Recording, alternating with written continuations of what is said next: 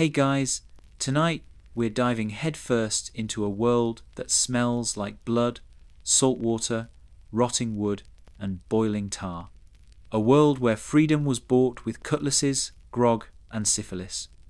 Where men signed their names with X's to codes they barely understood and swore oaths to ships that would kill them before any enemy did. That's right, we're plunging into the myth-soaked, brutally real world of the golden age of piracy, and not the Hollywood kind. No parrots, no eyeliner, no epic speeches at dawn. Instead, you're about to find out what it really meant to be a pirate.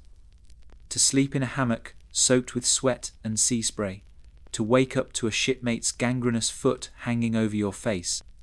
To row for hours under the whip, only to be fed worm-riddled biscuits and a pint of rum that was mostly water and lies. And yet, this world was intoxicating. Rebellious, violent, weirdly democratic.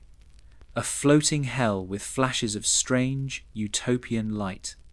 So before you get comfortable, take a moment to like the video and subscribe, but only if you genuinely enjoy what I do here.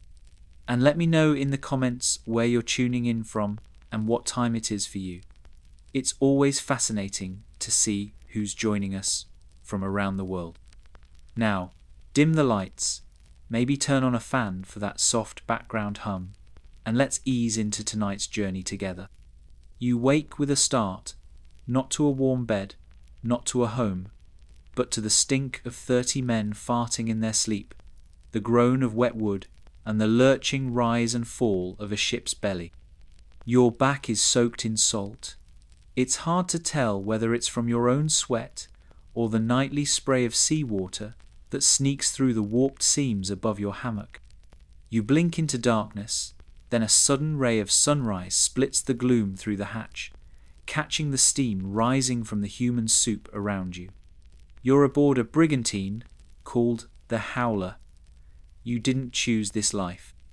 You were a gunner's boy on a merchant ship until it was boarded 2 weeks ago by pirates who offered you two choices: join or join the fishes. You still remember the blade pressed to your neck and the gold tooth of the pirate who smiled as he asked. You crawl out of your hammock and your feet slap the slick planks. Rats scatter. You count at least 3 bites on your ankle. The man in the hammock beside you, Jackson, you think hasn't moved. He's probably dead. Again, you poke him. He grunts. Still alive, not your problem. You climb topside and are greeted by wind, salt, and shouting. Captain Garrick is already barking orders, his long coat flapping like wings, his tricorn casting a sharp shadow over his face. He's been up all night, again. The man doesn't sleep, or if he does, it's with one eye open and a pistol in his lap. The sea is greenish blue today, calm, which means bad news. A storm would at least mean water barrels could be refilled. The last island you raided had nothing but a broken well and a priest with a caved-in skull. Your throat is raw.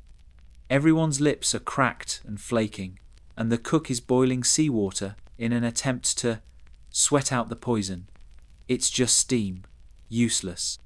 Breakfast is served. Not that it's really served. You line up to scoop from a bucket of hardtack stew, which is mostly just mashed biscuit, greasy lard, and weevils. At least the bugs mean protein. One of the older pirates calls it worm chowder, and laughs until he coughs blood. The younger ones, boys like you, 17 or 20, it's hard to tell any more cluster together for warmth and comfort. Some play bones, some carve dice. Others scratch sores with the ends of pistol rods.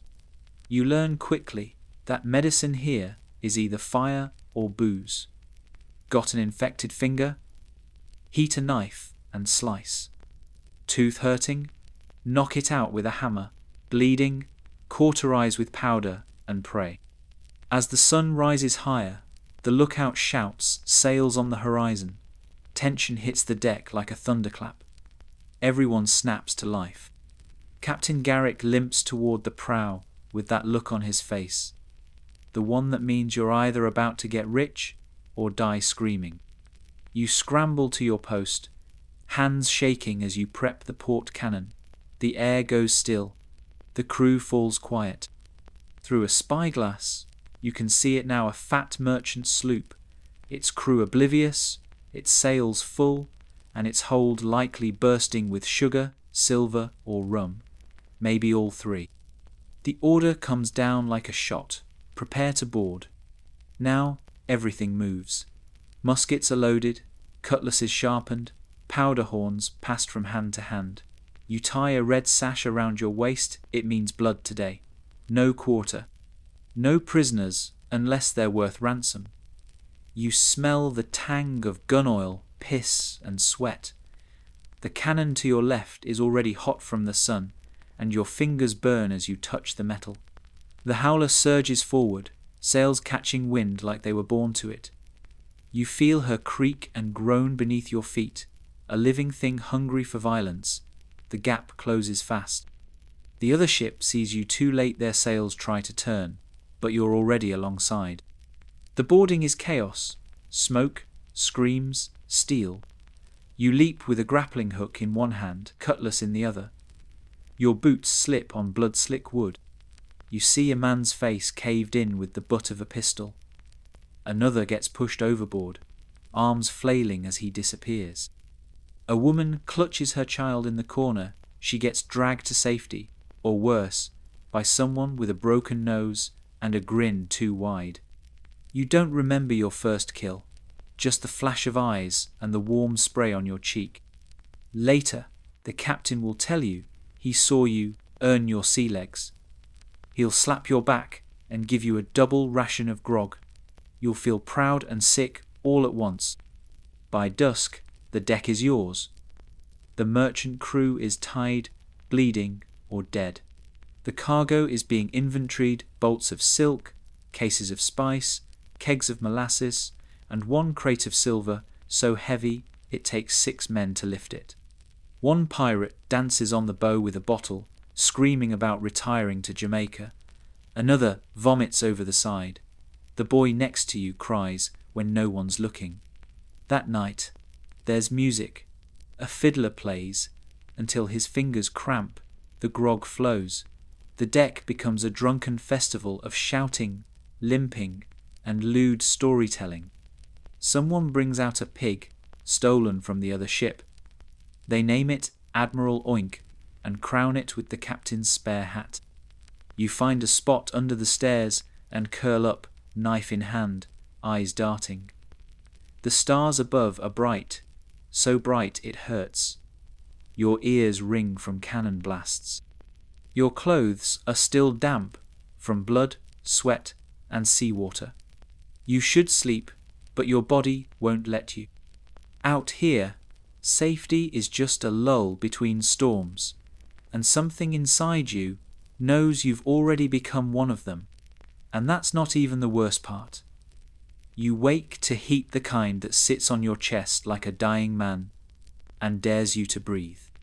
The sun isn't even up yet, but the hull radiates warmth like it's been baking all night. You hear snoring, coughing, the rattle of a lung too far gone to fix. One of the older pirates is hacking up something wet near the water barrels. Another is already drinking not water, but the last of his rum stash, hidden in a gut-stitched leather pouch under his bunk. You can smell the rot of it from here. Sweat, sugar, salt. It burns your nose like vinegar and burnt rope. Your skin itches. The bites are worse. Fleas, lice, maybe scabies, you're not sure. Someone says it's just sea rash. That sounds made up, but it doesn't matter. There's no ointment, no salve, no soothing cloths soaked in herbs like back home. Here, you scratch until you bleed, and then scratch some more. Your shirt sticks to you like a second filthier skin. You gave up trying to keep clothes clean after your first week. No soap, no buckets, no privacy, just seawater and the occasional slap of rain. The ocean itself is your bath, and sometimes your toilet, and always your grave, waiting. Up on deck, the air is thick with heat and the stench of the night's excess. Someone passed out near the gunwale. Someone else lost a tooth during a fistfight over cards. There's blood on the deck again. Not from a battle, just from boredom. You grab your tools, a swab, some cloth, the long-handled brush for cannon scraping. Today is maintenance. Every day is maintenance. You think being a pirate means freedom. And sure, you're not chained to a desk or a crown, but freedom here comes at the cost of labour, so constant your fingers forget they used to feel anything but splinters. Your job today is to clean and repack the forward cannon. Not that it's seen use since yesterday, but if it fails mid-fire, you'll be the first to burn. Powder, cloth, shot, oil, it's a ritual. One mistake, and you're a red smear on the bulkhead. You move through the work, hands numb, shoulders aching. Across the deck, you hear someone scream. One of the riggers fell from the mast and snapped his arm like a chicken leg. The bone juts out white and wrong. He cries, not like a man, but like a boy, sharp, high-pitched wails that echo over the sea. The quartermaster appears, a burlap sack in one hand and a saw in the other. Two men hold the rigger down. There's no warning, no prayer, no medicine. Just a clean slice, a thud, a roar of agony. The man passes out. The stump is cauterized, with a glowing iron kept hot for exactly this purpose. The smell of burning flesh turns your stomach, but no one stops. One of the pirates jokes that the man's lighter now, better for climbing. Someone laughs. You don't. Later, there's a break just long enough to choke down your ration. Today's meal is salted fish, bone dry and chewy, with a side of hardtack that breaks into flakes full of tiny bugs. You pretend not to see them. You pretend it's pepper. The cook winks at you, toothless and grinning. Adds crunch, he says. Helps the digestion. Water is a luxury. You get a tin cup, no more. It tastes like wood and rust and old rope, but it's wet. You drink slow, letting it coat your mouth, feeling the grains of who knows what slide down your throat. You lick the cup after, even though it's filthy. You've seen men stabbed over water. In the distance, land appears a smear of green on the horizon. Could be an island, could be a trap. The captain says nothing. He just squints and lights a long clay pipe, the smell of tobacco mixing with the salt air like incense before a battle. Hours pass. You help with the sails, feel the wind shift, taste the storm before it hits. You're starting to learn the signs, the way the sky goes yellow just before it goes black, the way the gulls vanish, the sudden drop in temperature that wraps around your chest like a warning. Then comes the thunder. It doesn't rain at first, it slaps. Thick drops like fists, hard enough to sting. The crew scrambles, sails down, ropes tied, barrels lashed. You're soaked in seconds. The ship pitches hard to port. You slam against a beam, your ribs scream, but you hold fast. Lightning cracks across the sky not once, but over and over, flashing the deck like the world's worst strobe light. You see a face beside you, mouth open, eyes wide, then darkness. Then flash, he's gone. Overboard, no one even shouts. The sea claims who it wants. You crawl, soaked, shivering, fingers white and blistered from rope. You find a mast and cling. For minutes, hours, who knows, you just hold on while the wind screams like a demon in your ear and the deck groans like it wants to break apart. Then it ends. Just like that. The storm passes, the sky clears. The sea calms like it never happened. And you? You're alive. Soaked, bruised, shaking, but alive. That's more than some can say. 2 are missing. 1 found dead in the hold, crushed under a fallen beam.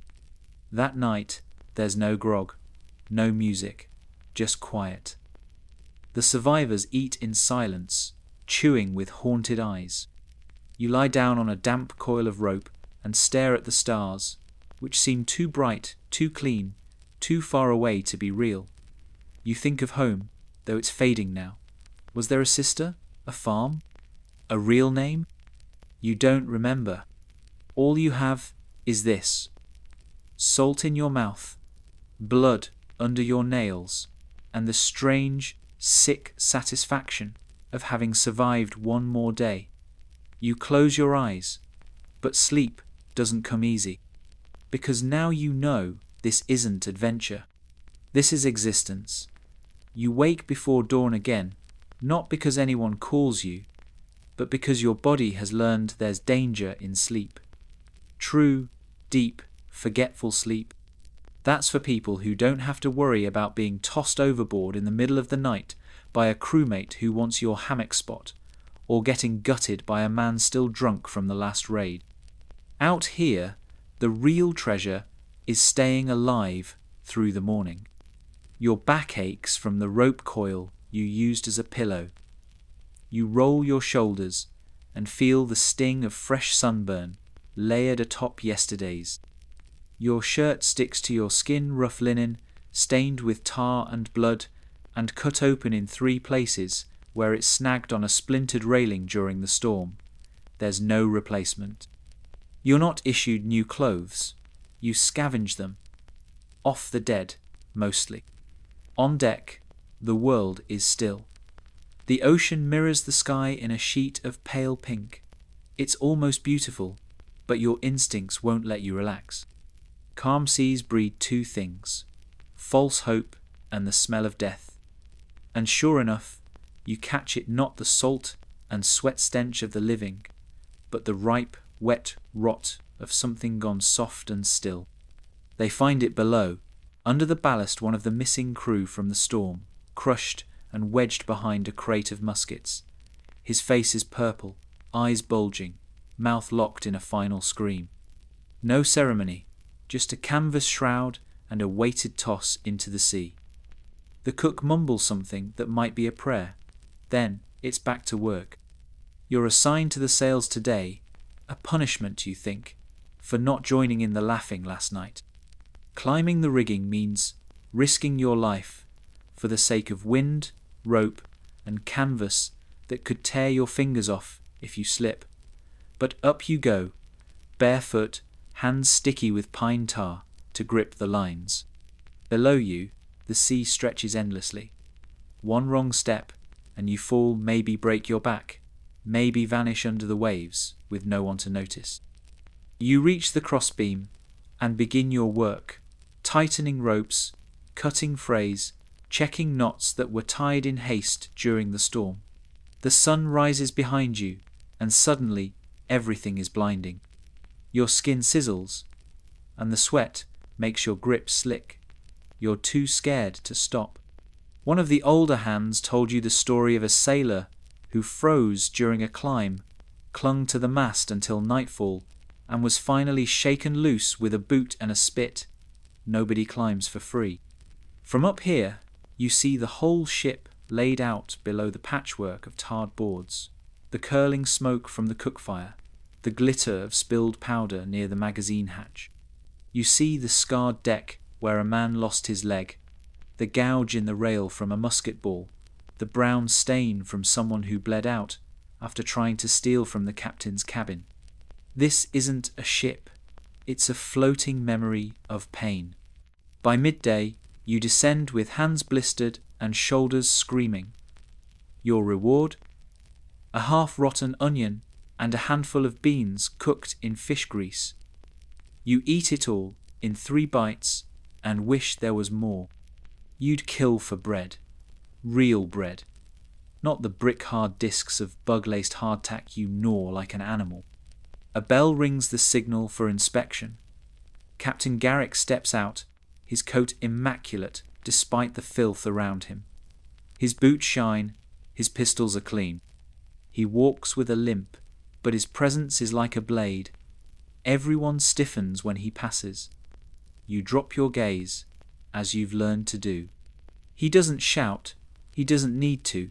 His voice is calm, almost gentle, which is worse. We are not a navy, but we are not animals, he says. A clean gun fires true. A clean deck floats longer. Remember that. He stops in front of you. You feel his eyes slide across your face, your hands, your torn shirt.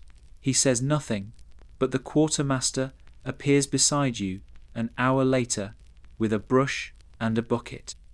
Captain wants the rails scrubbed with seawater until they shine. You get to work. The salt stings every open cut. Your knuckles bleed. You scrub for hours until the boards go from grey to raw. The wood drinks the water greedily, then cracks in protest. You wonder if it will snap, if the whole ship will just split apart under the weight of its own cruelty. You pass the surgeon's room and hear screams. A man from yesterday's fight is having a musket ball pulled from his thigh. There's no morphine, no anesthesia. Just a strip of leather to bite, and the old doc's rusty tongs. The screams are short, sharp, then silence. You keep walking. Near dusk, you hear whispers about Tortuga. The captain's taking you in for supplies. It's one of the pirate havens. No law, no empire, just liquor, disease, and debauchery, sold at a premium. You've never been. The older men grin like devils when they speak of it. Rum by the barrel, women who'll smile even if your teeth are gone, fights that end with axes and new friends who are old enemies by dawn. You wonder if you'll survive it. That night, the crew relaxes for the first time in days.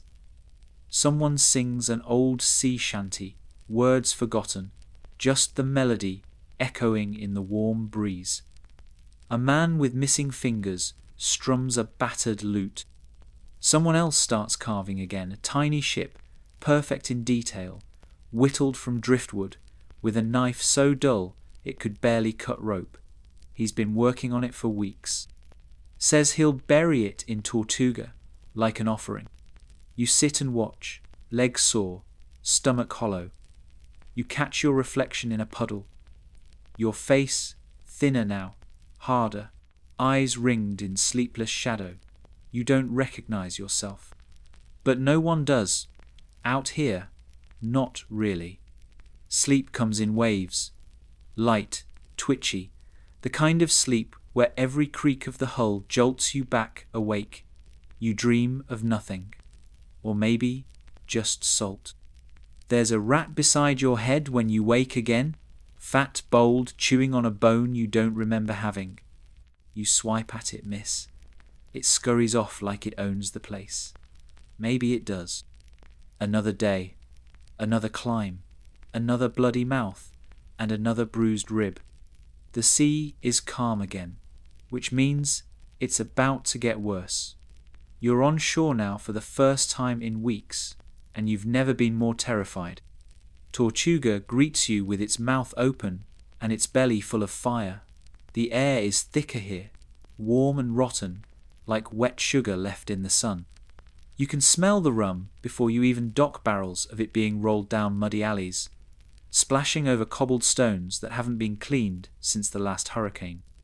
The port is chaos, drunks sprawled across crates, pigs rooting through trash, sailors shouting in languages you don't understand. Someone is playing a drum, someone else is throwing up into a well.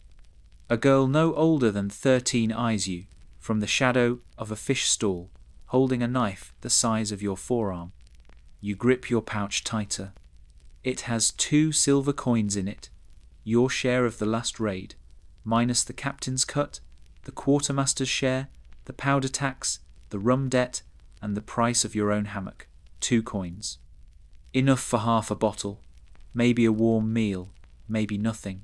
Depends on who's doing the selling. Your orders are clear. Resupply the ship with whatever you can carry. Dried meat, hardtack, vinegar, beans, flour if it hasn't gone mouldy. You walk into a shop with a wooden skull nailed to the door and come out 20 minutes later with a sack of meal and a throat full of soot from the smoke inside. The shopkeeper called it flour, but it smells like dirt and weevil eggs. You don't ask questions. Behind the market, you spot a group of former slaves, newly arrived, bartering dried fish for tobacco. One has a French accent, another sounds like he's from West Africa. They've made a home here, not because Tortuga is safe, but because nowhere else is safer. No masters, no chains, just the sea and the fools who think it loves them. The surgeon finds you near the docks and pulls you aside. He needs salt, not for food, but for wounds. You buy a handful from a woman who keeps it in hollowed-out turtle shells. She cackles as you walk away, muttering about flesh soup. You don't ask. That night, back on the ship, you watch as the surgeon treats a man with a festering gash on his leg. He grinds salt into the wound with a stick. The man screams like a dog being boiled. It doesn't matter. Infection means death. Salt is the only tool besides fire. But it's not just wounds that kill out here. It's everything. Water is life, and it's never clean. Rain barrels are your best bet, but when storms don't come, you drink from anywhere: shallow streams, muddy puddles, barrels scummed over with algae. You've seen men drink rum just to avoid the bilge. It doesn't work. It just kills them slower. Dysentery spreads like gossip. One latrine bucket used too late, and half the crew is painting the deck with their insides. Food is worse. You survive on dried beans, salted pork, fish if you're lucky, rats if you're not. The rats aren't even bad anymore. You know how to gut one clean, roast it over a small flame, and season it with gunpowder for a kick. You saw a man eat a leather boot once, boiled for 4 hours until it softened into glue. He died the next day. Not from the boot, probably. Shelter doesn't exist. Below deck, it's damp and dark. Above deck, it's sunstroke by noon and hypothermia by midnight. You sleep where you can, curled between powder kegs, next to a pile of rope that smells like wet dogs, under the rowboat where spiders live in the cracks. There's no comfort, only exhaustion. One night, a man goes mad from heat and thirst. He jumps overboard, screaming that there's water just beneath the hull. He doesn't come back. The next morning, the crew argues over whether to list him as lost at sea or desertion. Either way, his share of the loot goes to the captain. You get smarter. You hide clean rags in a tin box, keep them dry for when the blisters split. You hoard crumbs of tobacco for toothaches. You learn to stitch your own wounds with a needle stolen from the sailmaker. The thread is dirty, but it's all you've got. Disease doesn't travel here. It lives here. Scurvy hits first, your gums swell, your teeth loosen. You can't bite, can't chew, so you suck on citrus if it's available. Usually, it's not. Then it's boils, rashes, and worse. Syphilis spreads like a rumour. You watch a man lose his mind one day at a time, first forgetting names, then forgetting words, then finally forgetting how to scream. And when the sick get too loud, the quartermaster ends it quick. You've seen him do it. He doesn't smile. He doesn't boast. He just slips the knife in, quick and sure, like he's gutting a fish. For the crew's own good, they say. When the water barrels run low, you gather rain in your hands and drink until your stomach cramps. When the food rots, you chew the mold off and swallow anyway. When the fever comes, you wrap yourself in sailcloth and sweat through the night, whispering prayers to a God you don't believe in anymore. Because out here, survival isn't about strength. It's about being just lucky enough, just smart enough, just quiet enough to avoid notice. One morning, A new boy, no older than 12, climbs aboard. He doesn't speak, just stares. His wrists are rope burned, and he won't say how he got here. You share your beans with him. Later, he steals your knife. That night, you catch him sharpening it in the dark. You say nothing. He needs it more than you, because out here, the only thing sharper than steel is desperation, and you're all drowning in it. The sun hangs like a furnace above you, merciless and white, bleaching the deck until your eyes water. You've tied a strip of canvas around your forehead to keep the sweat from your eyes, but it's useless. Everything stings, everything burns. The heat rises off the ship in shimmering waves that make even the sea around you look warped and unreal, as if the world itself is slowly melting. You haven't eaten today, no one has. The last of the beans spoiled in the barrel, the cook opened it this morning and found a colony of maggots writhing inside, fat and blind from the feast. You all stared in silence. Then the cook scooped a handful out and tossed them into the fire like it was nothing. Later, you see him scraping the same pot. You know what he's making. You don't ask.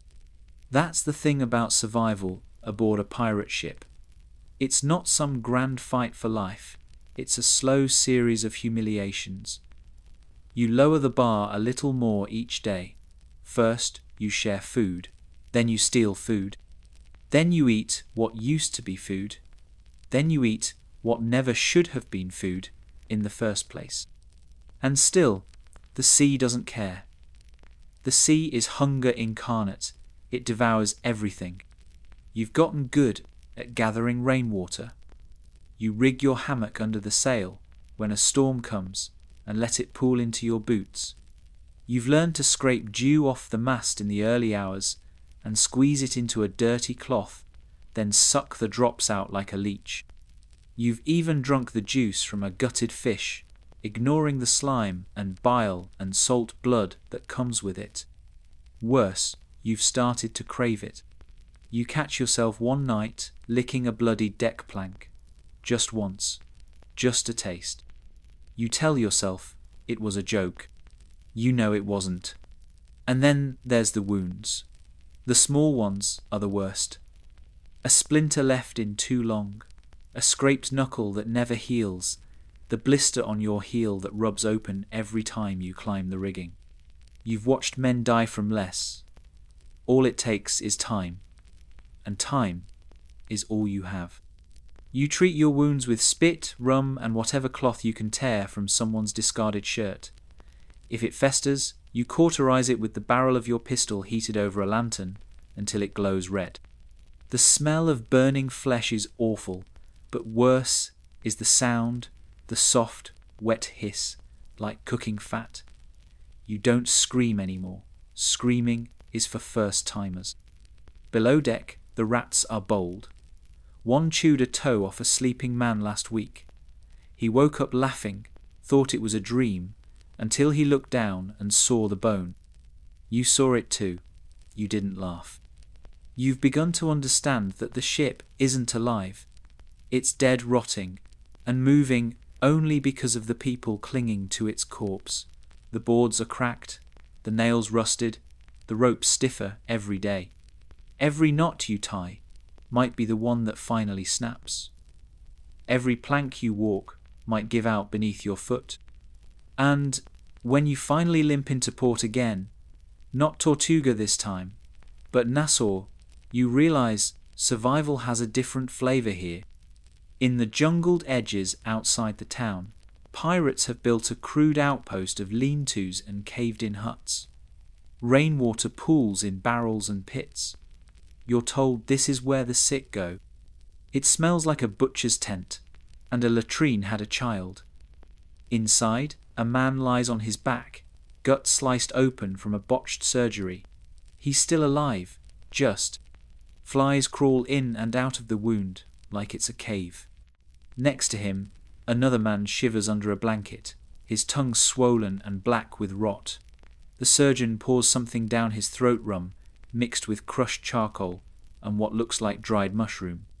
The man convulses, bites his own tongue off, and dies before nightfall. The surgeon sighs and crosses himself with fingers stained red. This is the health system. Rum, roots, and prayer. You spend a week here, docked and refitting. You see more injuries than battles. Crushed fingers, burned faces, infections that bubble and burst in technicolor. You learn how to set a bone using only a mallet and a belt. You watch a woman cauterize a chest wound with a red-hot anchor hook. You help dig 6 graves, all unmarked. But you also learn things. You learn how to trade fish guts for lime juice to stave off scurvy, how to boil palm bark for a tea that stops dysentery, at least for a while. You meet a freed African sailor who shows you how to rub crushed mint into your scalp to kill the lice. He has a smile like gold and a voice like thunder. You remember him more clearly than your own father. One night, he takes you into the jungle to forage. You want to live, he says. Then learn what's not trying to kill you. You gather bitter roots, leaves that smell like lemon, and black mushrooms that he warns are medicine only if prepared right. Otherwise, they'll stop your heart in 2 beats. That night, he brews a tonic that tastes like tree bark and battery acid. You sleep for 12 hours straight and wake up with the fever gone. It's the first time in weeks you don't feel like you're dying. The next morning, he's gone. No note, no goodbye, just gone. You feel like you dreamed him. But the mint still grows behind the hut. By the time the ship leaves port again, you're leaner, browner, more scarred than ever. But you're not broken, not yet. You've learned to listen to the ship, to feel the tension in the sails, to smell a storm before it hits. You've learned to treat your own wounds, to boil your own water, to chew a bitter root when your belly rebels. And most of all, you've learned not to pity the dead, because they got out. It's not just storms, hunger, or cannon fire that define the life of a pirate. It's code. You'd think this world soaked in grog, coated in blood, howling with madness would be lawless. But you'd be wrong. The sea may be wild, but a pirate ship? It's tighter than any Royal Navy vessel. Because without rules, without structure, without some system, you'd all be dead inside a week. The pirate code isn't some myth whispered over rum. It's real. It's scratched onto parchment, nailed to masts, sworn upon in candlelight, and you swore to it, whether you understood it or not. You didn't have a choice. Each crew has its own version, but some lines are always the same. Equal shares of loot except for the captain and quartermaster. They get more, but not too much more. Pirates hated tyranny. That's what they fled. Kings, crowns, whips, and collars. On a pirate ship, power wasn't inherited, it was earned, and it could be taken back just as easily. You've seen a captain voted out after a failed raid. He stood barefoot before the crew while the quartermaster read out the charges. Cowardice, hoarding, failure to lead. It wasn't a hanging, just a shove. He left with a small pack, rowed to the nearest sandbar, and vanished into the horizon. Democracy at sea, that's what they called it. 1 vote per man. Even the cook had a say. Even you, though you barely spoke during your first vote. The idea that your voice mattered was more terrifying than comforting. Now, you crave it. You need it. The ship is your parliament, your courtroom, your only place of truth. But it's not all egalitarian idealism. There are expectations. No theft from your crewmates. Violate this, and it's not a slap on the wrist, it's marooning, or worse. You watched a man tied to the mainmast for 2 days without food for pocketing a silver ring from another's bunk. His lips cracked, his skin blistered. When they finally let him go, he was never the same. He looked over his shoulder, even when there was no one behind him. Lights out at 8 bells. For safety, for order. If you were caught lighting a lantern below deck, you could set the powder off. That wasn't just suicide, that was murder. No fighting aboard ship. Disputes were settled on land or on a sandbar with knives, pistols, or fists. You saw a duel once between 2 Frenchmen who argued over a spilled drink, 10 paces, turn. Fire. One died instantly, the other was blind in one eye for life. No one spoke of it again. And then there was compensation. Lose a leg? 600 pieces of 8. Lose an arm? 500. Lose an eye? 100. Get killed? Nothing. Death was free. The code tried to be fair, brutally fair. A strange justice that recognized the body as currency. You were both soldier and investment. But outside the ship, different rules entirely. The ports were chaos. Tortuga, Nassau, Port Royal, each a different flavour of madness. In Tortuga, women bore knives in their skirts and smiles that didn't reach their eyes. In Nassau, you'd find men selling maps to imaginary islands and preachers offering absolution for the right price. Confess your sins before you sin again, they'd say. 2 bits, and I'll forget it for you. And inside the crew, social roles were more complex than outsiders ever imagined. There were women on board, not many, but more than the stories admit. Some disguised themselves as men. Others were accepted openly, their courage beyond question. Anne Bonny, Mary Read. You'd heard their names whispered with the same reverence as Blackbeard. One of them once drank you under the table, then knocked a man unconscious for touching her sword. No one laughed. No one dared. Race? It mattered, but not the way it did on land.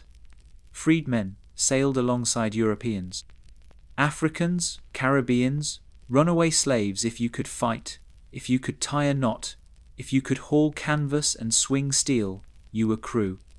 Equal in the eyes of the code. Some ships even elected black quartermasters, men who'd be whipped on shore and worshipped at sea. But it wasn't utopia. Racism didn't vanish. It just hid behind shared necessity. You saw a man mock a freed sailor once. He was thrown overboard by the rest of the crew before he could finish the sentence, not for justice, but for disrupting the fragile balance. Gender, fluid in some ways. There were men who shared hammocks, who held hands under moonlight. You heard rumours of matelotage, a kind of sea marriage between men, for the sake of inheritance and loyalty. No one talked about it much, but no one punished it either. On land, they'd have been burned or broken. At sea, it was survival.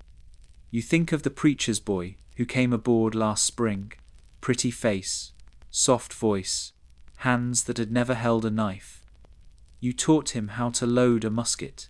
He showed you how to write your name. You never touched. You never spoke of it. But when he died during a raid, your chest cracked in a way no cannonball ever could. Social status meant nothing. Not your father, not your birth. All that mattered was the ship, your share, your scars, your loyalty. But even here, in this brutal, broken democracy, power found cracks. The captain still decided when to run and when to fight. The quartermaster still held the keys to the lockbox. The cook still spat in the food of those he disliked. The surgeon still killed more than he healed. And the men still whispered when women walked the deck. No place is perfect. Not even paradise made of gunpowder and gold. And yet in the midst of all this, you feel something strange blooming in your chest. Pride, because for the first time in your life, you're not just surviving. You're somebody, not a servant, not a slave, not a forgotten boy in a town that never knew your name. You're a pirate, feared, named, chosen, and that's more dangerous than any storm.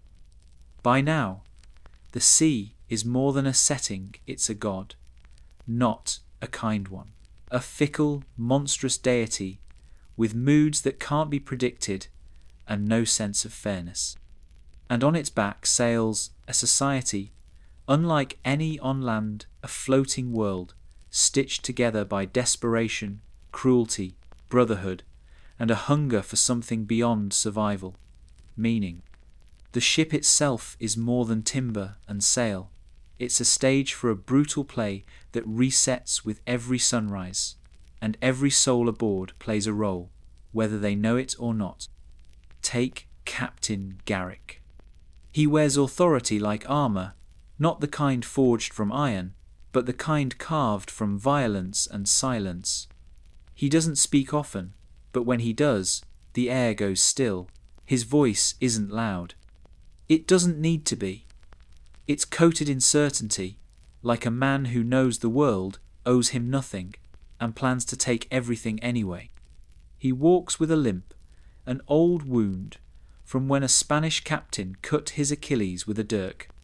He stitched it himself and kept fighting. The story's told in whispers, always ending with the phrase, "and Garrick still walks." He doesn't tolerate cowardice or poetry. He once threw a man overboard for singing in the wrong key. Beneath him is the quartermaster, not second in command, but a different kind of power. If the captain is the storm, the quartermaster is the tide, steady, inevitable, and impossible to argue with. He keeps the ledger. He assigns the hammocks. He decides punishments. He manages the loot, doles out the rum, keeps the peace with a knife the length of your forearm and a stare that could slice sails. The boatswain is the pulse of the ship, barking orders, checking the rigging, slapping ropes into the palms of lazy hands. He doesn't care about stories or politics. He cares about knots, sails, and time. He's the one who shouts when storms roll in, who can smell a torn line before it snaps. He doesn't sleep. You're not sure he ever did. Then there's the gunner, short, half deaf, and covered in soot. He treats his cannons like children, talks to them, names them, swears they tell him when something's wrong. He's missing 2 fingers and 1 eye, but he can hit a sail at 200 paces with a cannonball and ruin someone's decade in a single blast. The cook is terrifying in a completely different way. No teeth, both thumbs missing, and always smiling. His stew changes colour depending on what's recently died. You once saw him skin a parrot, season it with seawater and lemon, and serve it with such pride it almost looked edible. It wasn't, but you ate it anyway. The surgeon is equal parts priest and butcher. He drinks before every procedure. Sometimes during, he collects teeth in a pouch and claims to read fortunes with them. You once caught him whispering to a jar filled with pickled eyeballs. No one knows where he trained. No one asks. Then there's the rest. Carpenters, riggers, gunners' mates, powder monkeys, and you, one more nameless cog in a chaotic, grinding wheel that lurches forward because there's no other direction to go. Together, this twisted machine sails under no flag or many, depending on the day. Black for terror, red for blood. Sometimes nothing at all, just the creak of wood and the stink of sweat to announce its arrival. But this isn't just a crew, it's a system, and it works barely, bloodily, strangely. You see, pirate ships weren't lawless wrecks. They were experiments in extreme governance. Utopias made of grog and salt, born from the failures of every government on land, refugees from empire, survivors of slavery. deserters, dreamers, outlaws. They built something out of nothing. They rotated leadership. They voted on a tax. They distributed wealth not equally, but more equally than any nation ever did. On land, you were a servant or a peasant. At sea, you were a partner, a shareholder, a blade in a storm held by no king. But every system has its limits. Whispers start when the loot gets thin, when the water spoils, when the next port refuses to trade. Fingers start pointing. Accusations hiss in the dark. He kept more silver. He hoards powder. He's cursed. The democracy begins to rot. And then, the punishments. They hang one man by his ankles for 3 days, said he lied about his cut. Another gets 50 lashes for sleeping on watch. You count them out with each crack. By the 30th, he's not screaming anymore. Marooning returns. At first, only for thieves, then liars, then men who speak ill of the captain. One is left with a jug of water and a loaded pistol. The implication is clear. Use the pistol for hunting or for choosing the quicker death. The vote becomes a ritual no one believes in. You realize something chilling. This democracy, this fragile pirate republic, only works when the sea is kind and the treasure is plenty. When things go wrong, and they always do, power tightens like a noose. Garrick stops asking for input. The quartermaster locks the ledger. Rum rations are halved, then halved again. The code is still posted on the mainmast, now sun-bleached and ignored. And still no one leaves. Because where would you go? Back to the empire that branded you a criminal? To the plantation you fled? To the church that beat your lover until he couldn't walk? No, you stay. Because flawed as it is, this ship is the only place you've ever had a voice, a vote, a name. Because sometimes, during the quiet between storms, when the sails are full and the stars burn overhead and the water glows with fireflies of plankton, and the crew sings in a dozen tongues with one voice sometimes, it feels like freedom, even if it's a lie, even if it's temporary, even if it costs you everything. They call it the golden age of piracy, as if gold had anything to do with it, as if the world didn't bleed for every coin, as if these waters weren't choked with bones. But they weren't wrong about one thing.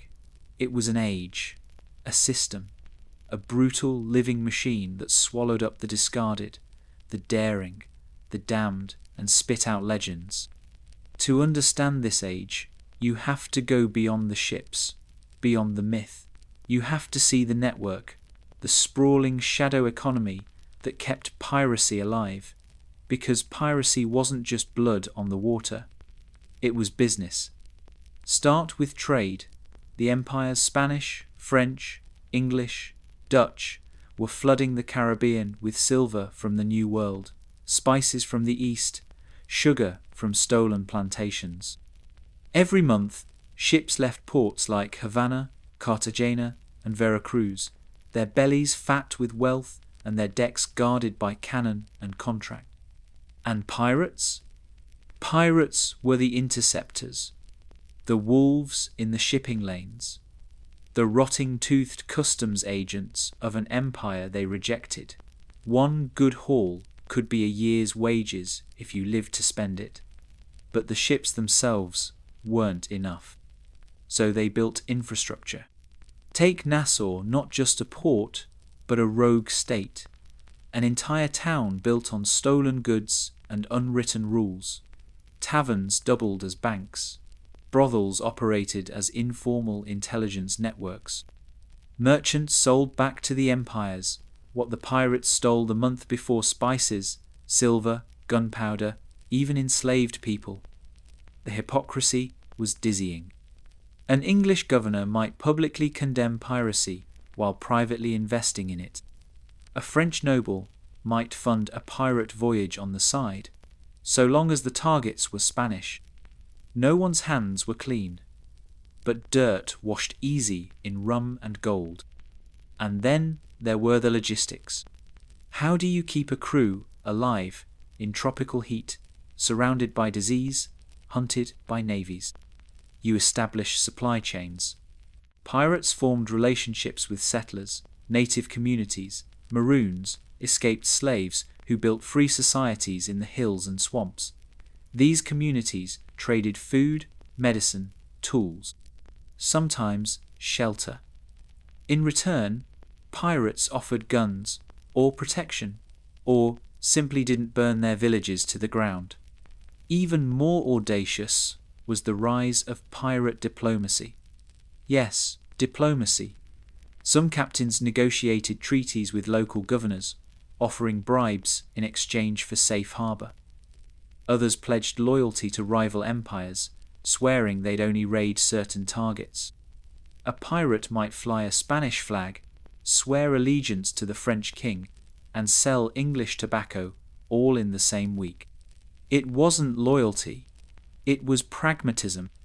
Paper loyalty cost nothing, powder cost plenty, but underneath it all the trade, the deals, the sugar and silver was the true foundation of the age.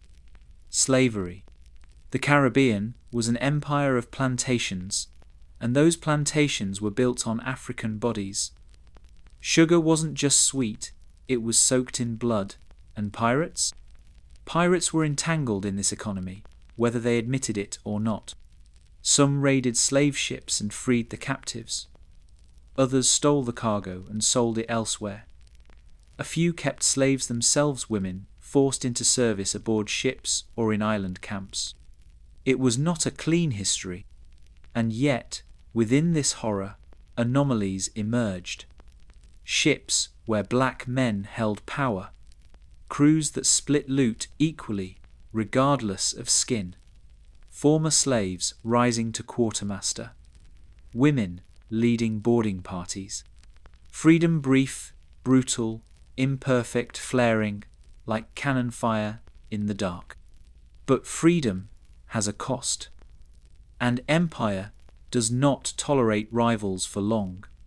By the early 18th century, piracy had become too visible, too successful. The empires fractured, as they began to unify against the threat. They sent warships, governors with bounties, laws that offered pardons to pirates who turned on their brothers. And some did. Names that once inspired awe became warnings. Woodes Rogers, the man who tamed Nassau, offered amnesty with one hand and death with the other. He was a pirate once, some said, but now he wore a crown's colours.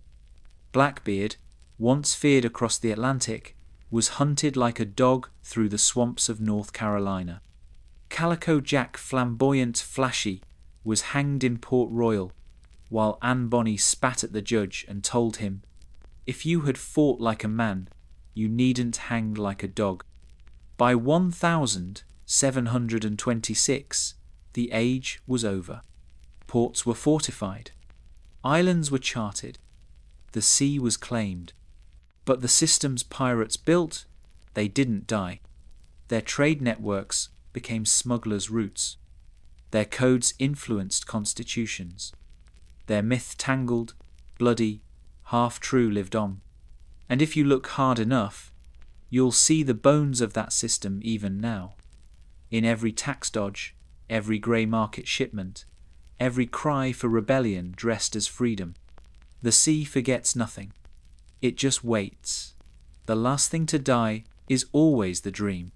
Even as the gallows filled and the royal ships circled like sharks, the myth of the pirate, the real pirate, refused to drown. Because this wasn't just a story about thieves. It was a story about people who said no to kings, to slavery, to starving under laws written by rich men in powdered wigs. And in saying no, they built something that, for a fleeting moment, worked. But let's pull the lens back one last time. Beyond the creaking ships and coral coasts, past the rum-fueled nights and the slow deaths in sun and salt, to the cold infrastructure humming beneath it all. Labour. No pirate ship ran without it. And not just violent labour, specialised labour, sailmakers, rope spinners, gunners who could time wind, distance and trajectory with the eye of a mathematician, cooks who rationed enough for 80 men with nothing but a barrel of pork and a rat trap, surgeons who knew how to cut without killing. You didn't just need killers, you needed craftsmen. Piracy was a microeconomy, and like any economy, it had its own divisions of labour, not just by role, but by age, by injury, by experience. An old sailor missing a leg didn't fight, he taught. A teenager didn't command, he ran powder to the guns. Women, when aboard, often took the most dangerous roles. Infiltration, intelligence, diplomacy in hostile ports. The code guaranteed equal shares, but even that equality was economic.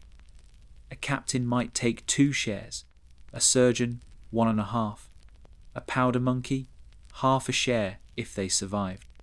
If they were even old enough to count. Now look at distribution. What do you do with plunder? You count it.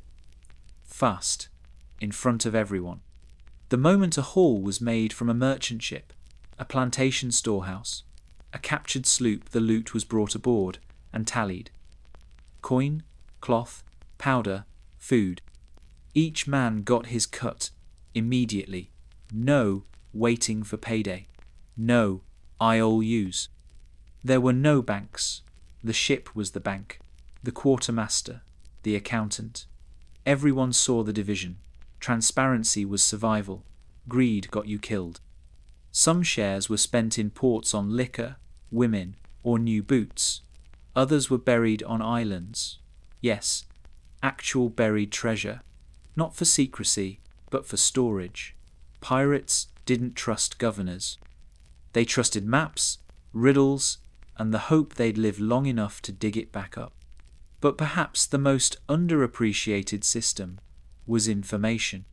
Pirates were masters of intelligence. They knew tides, winds, patrol routes. They paid informants in ports. They posed as fishermen, monks, even navy officers.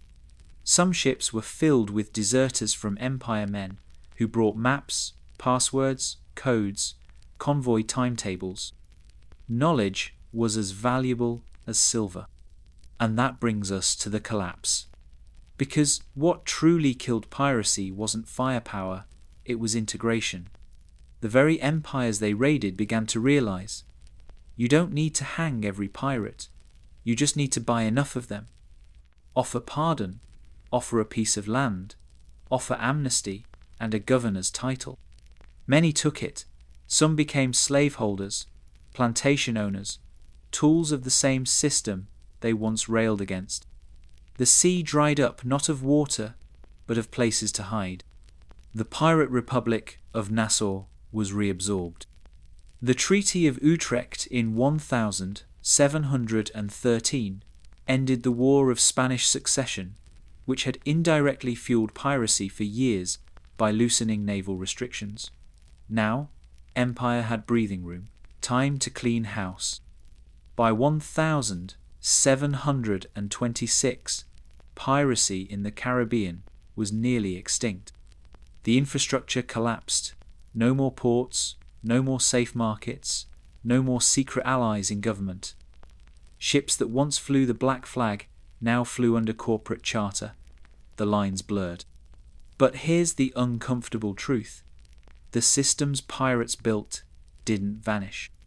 They were co-opted. Their democratic codes, echoes of them appeared in revolutionary charters. Their redistribution of wealth, a prototype for collective bargaining. Their informal trade networks, the foundation of grey markets still operating today. Even their organizational structure, decentralized, adaptive, peer-checked, would inspire modern insurgencies, co-ops, even startups. You can't kill a system that proves itself efficient. You just rename it. And in the bones of pirate utopias, Tortuga, Nassau, Port Royal grew new systems of oppression. The empires they defied, they took back control, doubled down on slavery, built sugar fortunes, invented new laws that turned theft into colonial policy. But pirates, they became legend. Not because they were noble, they weren't. Not because they were kind, they rarely were. But because they saw through the game and refused to play it by its rules. They built a civilization on the edge of the world, fueled by violence, yes, but also by dreams. For every man who died in a duel, another found a kind of liberty no king could give. They burned fast, but they burned. And centuries later, we still tell their stories. Not just because we envy the gold, but because deep down we envy the freedom. The kind that says, I would rather die at sea than live on my knees. In the dense jungles of Southeast Asia, stone towers once pierced the sky like the spines of forgotten gods. Their walls breathed with vines, and their shadows told stories no empire dared repeat. Welcome to the fall of the Khmer Empire. Long before Angkor Wat was a tourist landmark on postcards and guidebooks, it was a living miracle, an empire's heartbeat made of stone, sweat, and sublime obsession. Imagine this. It's the early 13th century, and you stand before a city so vast, so engineered, so deeply interwoven with cosmic belief that even the sky seems to bend in reverence. But this city isn't just for kings, it is a king, and soon it will die. This is the Khmer Empire, what we now call Cambodia, at its height. The year is 1210. Jayavarman VII has ruled for decades. Angkor Thom, the capital, has swollen with life. The people number in the hundreds of thousands.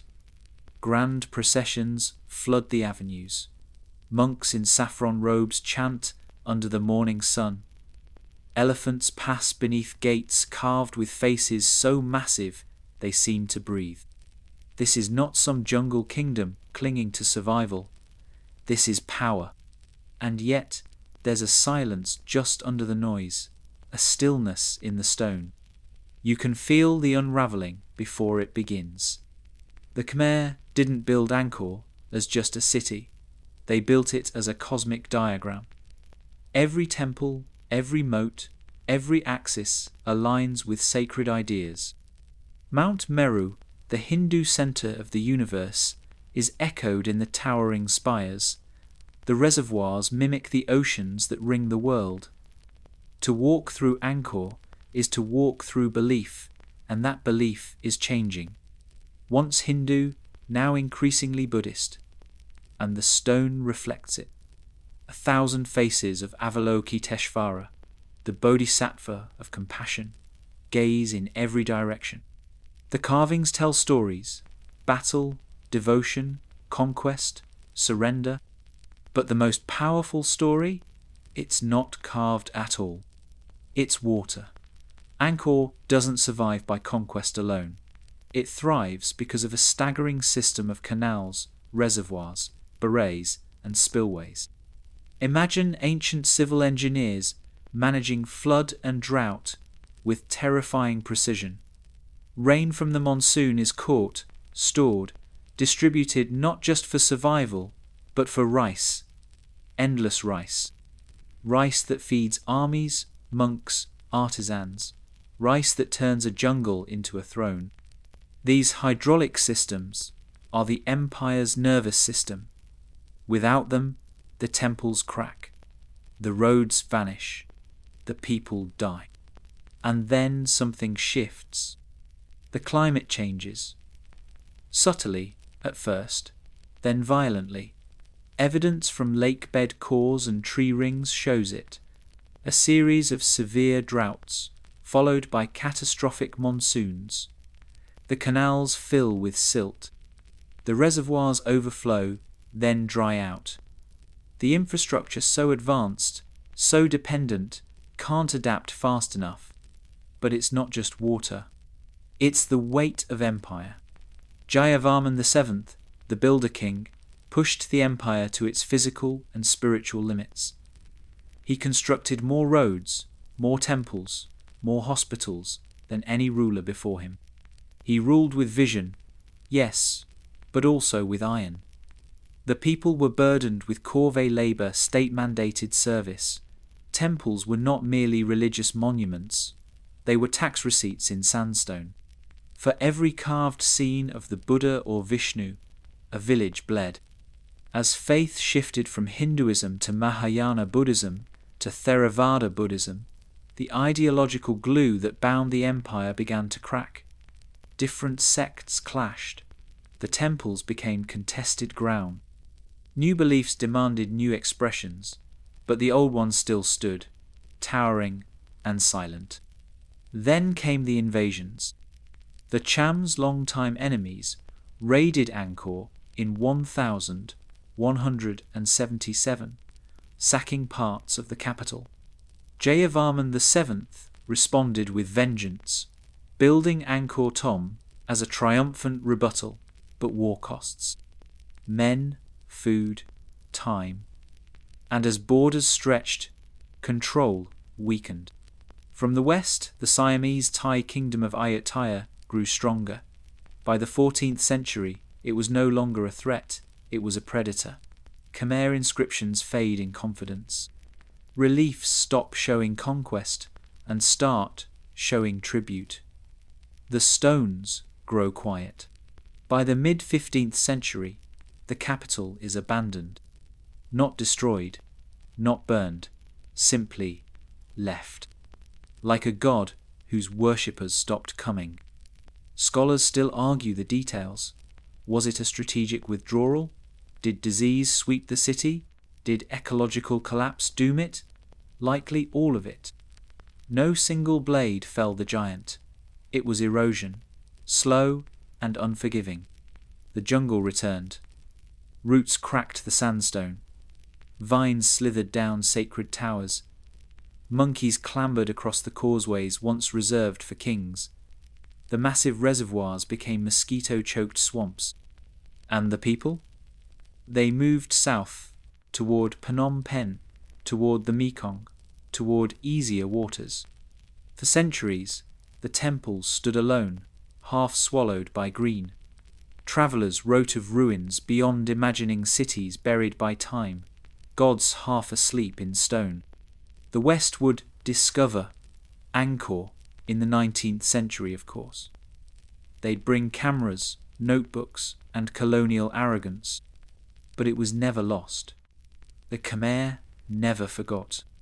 Even when Angkor Wat was overrun with strangler figs and black leopards, monks still lit incense inside, still chanted, still bowed. The old gods made room for the new, and the water still whispered under the soil. Today, tourists wander those sacred halls with selfie sticks and sun hats. But if you listen closely, past the buzz of drones and the shutter clicks, you can hear it, the hum of stone remembering the flood. The echo of empires built on rice and rain. Because in the end, Angkor didn't collapse from decadence or war. It collapsed because even the most extraordinary system can break if pushed just a little too far. And when it does, it doesn't fall in fire. It falls in silence. You walk along a path carved centuries ago, stones uneven beneath your feet, flanked by weather-worn guardians, nagas, lions, and giants, whose faces have melted under the monsoon. Their eyes, once sharp and divine, now sag with the weight of time. The jungle pulses at the edge of the ruins like a sleeping predator. Cicadas shriek. Vines coil like serpents through the cracks in the ancient walls. This is still Angkor, but not the Angkor of kings. Now it belongs to memory. And memory, like empire, is selective. Let's pull back the curtain further into the quiet bureaucracy that once ran this place. Behind the splendor of Angkor Wat, behind the awe-inspiring faces of Bayonne, were clerks, scribes, monks, builders, engineers, servants, and farmers, all feeding the machine. Their labor, anonymous and unpaid, supported one of the most advanced economies in pre-modern Southeast Asia. Rice was the currency. Everything else was optional. A single beret, one of those massive, man-made reservoirs, could irrigate tens of thousands of acres. Rice crops could be harvested multiple times a year. That surplus allowed the Khmer elite to commission art, build temples, fund armies. But it also created dependence. When the water systems failed, so did everything else. The inscriptions carved into temple walls are meticulous, not just sacred verses, but inventory. You can read lists of temple donations, gold, livestock, cloth, sandalwood, laborers. Some temples claim tens of thousands of staff. These were not religious buildings alone. They were economic engines. We know this because of the carvings and because of the absence that follows them. Around the 14th century, the inscriptions become sparse. The carving quality deteriorates. The temples are smaller, humble. They lack the grandeur of earlier dynasties. Something has shifted. This isn't just political decline. It's an ideological collapse. Theravada Buddhism spread like a slow wave across the Khmer heartland. Where earlier rulers saw themselves as god kings, Devarajas, the embodiment of Shiva or Vishnu on earth, Theravada offered something else: humility, detachment, renunciation. What use is a 1,000-ton temple when the true path lies in silence and stillness? The people didn't revolt. They simply stopped building. And that, in many ways, was more devastating than any army. Because the Khmer state wasn't built on violence alone, it was built on belief, on participation, on the daily reaffirmation that the king was divine, that the empire's center was the universe's center. Remove that belief, and the roads crack. The gods themselves faded, their faces worn not by conquest but by neglect. There's no record of a final battle for Angkor, no cataclysm, no last stand. It simply ceased to be the center. Let's be clear, the Khmer people didn't vanish. They adapted, they moved, they changed their faith, their politics, their geography. Cambodia lives on. But the Angkorian system, with its staggering ambition and crushing scale, was abandoned. And in that abandonment lies a warning. Because Angkor wasn't just a city. It was a bet that humanity could bend nature to its will forever. That cleverness and devotion and sheer manpower could hold off entropy. For centuries, it worked. But nature doesn't keep receipts. Today, archaeologists walk through satellite imagery and LiDAR scans, peeling back layers of forest to reveal a network so vast it dwarfs what we once thought.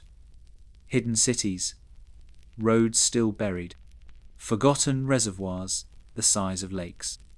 We're still learning how massive Angkor really was and how devastating its collapse. It's easy to romanticize this fall. Easy to blame shifting beliefs, climate, invasion, but at its heart, Angkor teaches something colder. No matter how brilliant the system, how ordered the society, how divine the design, if it cannot flex, it will break. The great towers of Angkor weren't destroyed by an enemy. They were outgrown by their own fragility. And in their silence, they whisper across time, even gods must yield to water. Now, the jungle recedes once more. The drums stop, and in the distance, across time and space, the air fills with something else, something strange, pulsing, and inexplicable. Baghdad, January 1258. The Tigris runs black with ink and red with blood. Not yet, but it will. You are here. The city is alive, just barely. The air hangs thick with fear and the bitter smoke of 100 silent pyres. Markets still open, but no one haggles. Pigeons still flutter across courtyards, but no children chase them. Men pray longer, slower.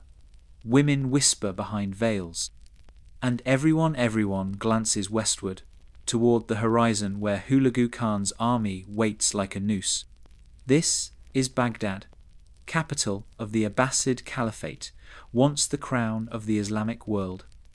A city of scholars, engineers, poets, mystics, doctors, and mathematicians. The beating heart of knowledge, housing the legendary House of Wisdom Beit al-Hikmah, where Greek, Persian, and Indian sciences were translated, preserved, and advanced. A city whose libraries stretched further than memory, whose architecture kissed the heavens, whose culture illuminated half the world. And in 1 month it will be erased. But today it still breathes. You walk the alleys of the Sharqiya, the eastern district home to traders, bookbinders, and weary guards in dulled armour. You hear the murmured verses of Quranic scholars in quiet mosques. Smell sweet resin from spice cellars in their shuttered stalls. Taste fear in the stale bread sold by bakers too terrified to light fires. News spreads in fragments. The Mongols are at the gates. The Mongols have crossed the Diyala. The Mongols are building siege engines. The Mongols are already here. The Caliph, al-Mustasim, sits in his palace not unaware, just paralyzed. He is surrounded by whisperers, sycophants, astrologers, cowards. His viziers argue, some say negotiate, some say fight. None say the truth that it's already too late. He has no allies left. The Seljuks turned their backs. The Mamluks are too far. The Crusaders watch from the shadows, pleased. His army, once mighty, is now a brittle shell, outnumbered, outmatched, and built for parade, not war. But still he waits. So do you. You're a scribe. Your home is the house of wisdom, where once the great scholars like Al-Khwarizmi walked, where logic was carved into parchment, where stars were charted, numbers debated, medicines brewed, and poetry bloomed like jasmine in the margins. You've copied treatises by Galen and Ptolemy, run your fingers along pages written by hands long dead, preserved knowledge that would one day travel through Andalusia into Europe and lay the foundation for modern science. And now you pack those scrolls into crates, not for safekeeping, but for desperation. The Mongols have crossed the river. You hear it before you see it, the dull thump of siege engines, the rhythmic chant of armies at war. The sky is choked with black birds and blacker smoke. The walls shake, stones crack. Arrows fall like rain. You retreat to the lowest floor of the library and pile sandbags at the door. The others do the same. Some whisper prayers, others sharpen knives they've never used before. The siege begins in full. 13 days. That's all it takes. The Mongols surround the city, a snake with no head or tail, just endless, coordinated death. Their general, Hulagu Khan, grandson of Genghis Khan, inheritor of Apocalypse, has brought with him a multi-ethnic, multi-tool army. Siege engineers from China, archers from the steppes, traitors from within the Caliphate's own ranks. They build mangonels and trebuchets. They tear stone from villages to hurl back at Baghdad. They use flaming oil, fire pots, and even early gunpowder weapons. They open the earth itself. The walls fall. The defenders crumble. Some surrender. Most are slaughtered. And then the sack begins. You survive the first wave by sheer luck. A collapsing wall traps you under a pile of crates in the archives. You hear screams high, endless, the sound of steel meeting flesh, the choking roar of fire. Men begging in Persian, Arabic, Turkish, Greek, women shrieking for their children. The thud of hooves on marble. The Mongols don't spare anyone. They kill everything. They say Hulagu gave the order. Leave no one alive. Let the Tigris run with their legacy. And so it does. The House of Wisdom, your life's work is emptied. Not looted, not preserved. Emptied. The books, scrolls, manuscripts, tens of thousands of volumes are carried to the river, one by one, tossed into the Tigris. The ink bleeds like veins slashed open. The water darkens. So many books, thrown that for days, men cross the river, walking on them. The scholars are butchered, the physicians strangled, the poets silenced.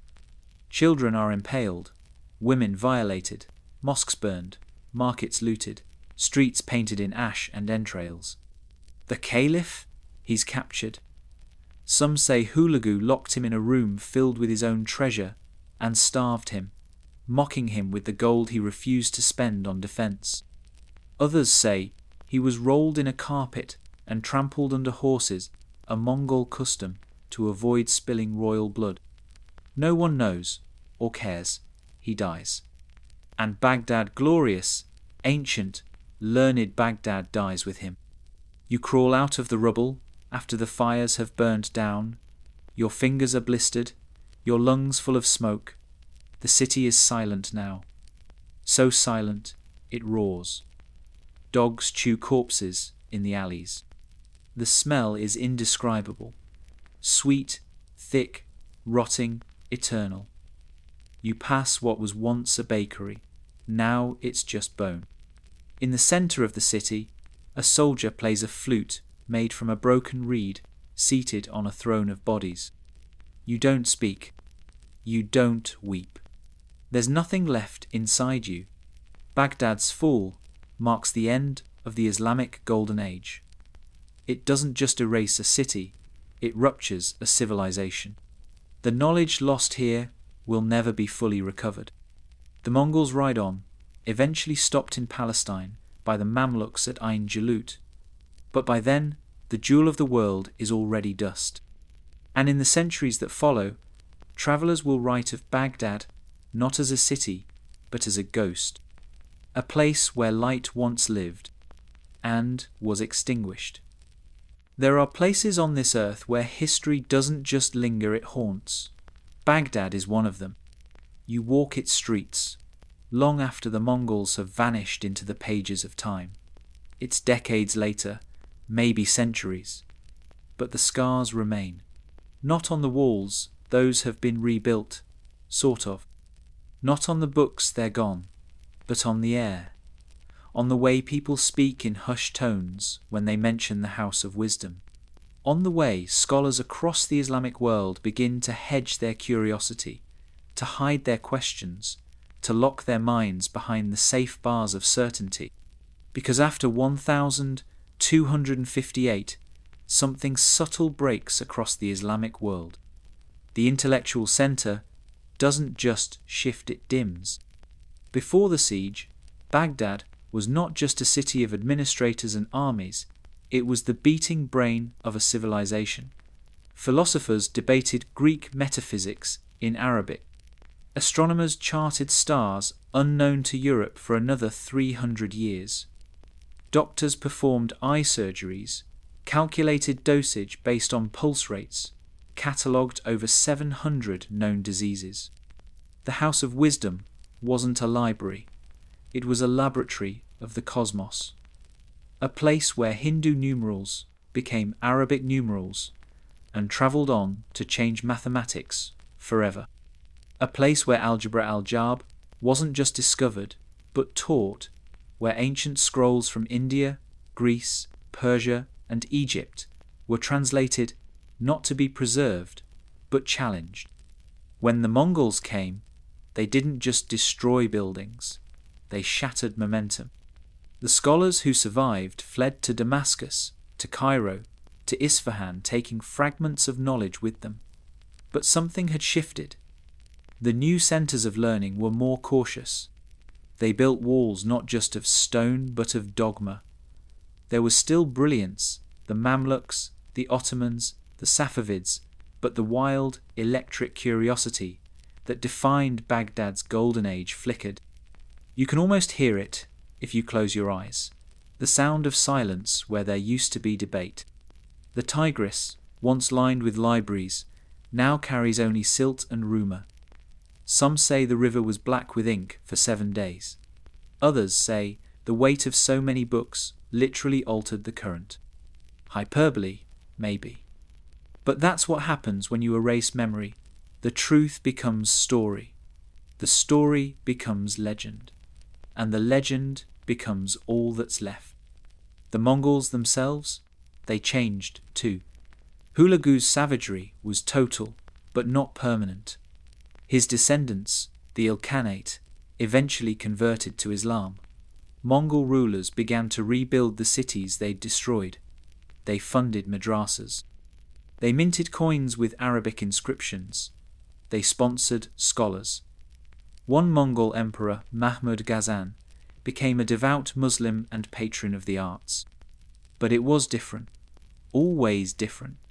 The center of Islamic intellectual life never returned to Baghdad. The inertia shifted west toward Cairo, Fez, and eventually Istanbul. And in Europe, the ripple was slower, but immense. See, long before the Mongols rode in with fire and steel, European monks had begun copying translations of Arabic texts smuggled through Spain. Algebra, optics, anatomy, chemistry, astronomy, all carried west by scholars who had once studied in Baghdad or under Baghdad-trained masters. The seeds of the European Renaissance were watered, in part, by the blood of Baghdad. And so, the paradox. Baghdad's fall ends a golden age in the east, but accelerates one in the west. A brutal transfer of flame. There's something obscene about that the death of so much brilliance fueled brilliance elsewhere. But that's history. Beautiful, terrible, indifferent. You wonder what might have been. If the House of Wisdom had survived, if Baghdad had kept its scholars, if East and West had met as peers, not conqueror and conquered. What inventions, what philosophies, what medicines did we not get, because Hulagu Khan rolled a man in a carpet and silenced a civilization? You'll never know. But fragments survive. In dusty libraries in Istanbul, Fez, Bukhara, Cairo scrolls with names scratched out, copied by trembling hands, in diagrams of planets on parchment too fragile to touch, in recipes for anesthetics written in the margins of Quranic commentaries, in poems that speak of stars with the intimacy of lovers, and, perhaps, in you. Because every time you ask a question, every time you refuse easy answers, every time you crack a book looking for truth instead of certainty, you echo Baghdad. You defy the silence. And the ghosts smile. Now, let the smoke clear. Let the sand settle. Let the rivers run quiet. We journey east once more to a field where silence reigns not from destruction, but from design. Beneath the lowest soil of Shaanxi, thousands of warriors stand frozen, staring toward eternity. Qin Shi Huang, the first emperor of China, is dead. And yet, he commands an army. Qin Shi Huang was not a man. He was an idea given muscle, steel, and absolute power. He was unification through obliteration. A god made flesh by force of will and rivers of blood. He was the first emperor of a united China, and when he died in 210 BCE, He wanted the universe to remember him as such, forever. So he built an army that would never rot. Welcome to the mausoleum of the first emperor. Welcome to the Terracotta Army. Let's rewind. Before he was Qin Shi Huang, he was Ying Zheng, king of Qin, one of several warring states. By age 13, he was crowned. By 22, he was fighting rival kingdoms. By 38, he had conquered all of them, uniting China for the first time in recorded history. But conquest was only the beginning. He standardized everything: weights, measures, currency, even the width of axles, so carts could travel more efficiently on his new roads. He burned books that contradicted his rule, buried scholars alive, built massive walls to keep barbarians out the early spine of what would become the Great Wall. He reshaped China by force, and he feared only one thing: death. So, as soon as he took the throne, he began constructing the most elaborate tomb the world had ever known. Not a tomb, a world. Let's be clear. Qin Shi Huang didn't want to die. He searched desperately for elixirs of immortality, dispatching alchemists and emissaries across oceans in search of magic mushrooms and islands of the immortals. He swallowed mercury pills. He meditated with occultists.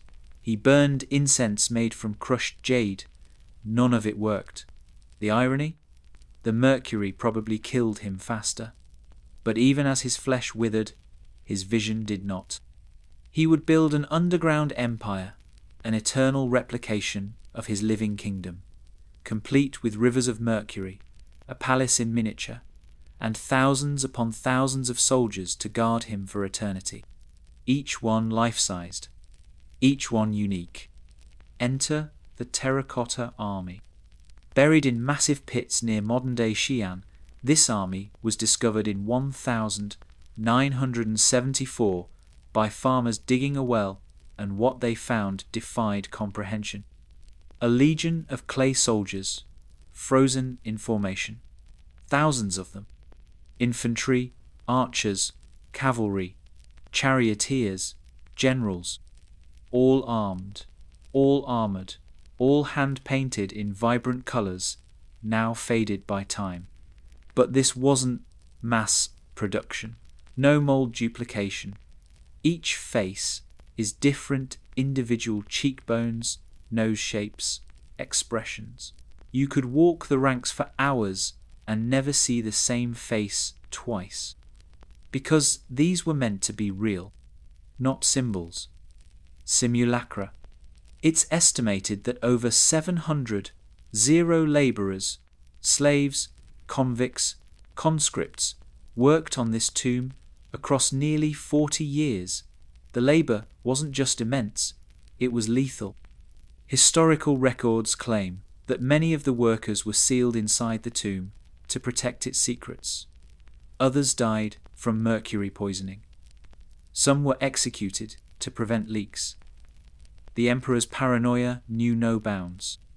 And yet, despite its scale, the tomb itself remains unopened. Yes, you read that right. To this day, the central chamber where the emperor's body lies remains sealed, partly out of respect, partly out of fear.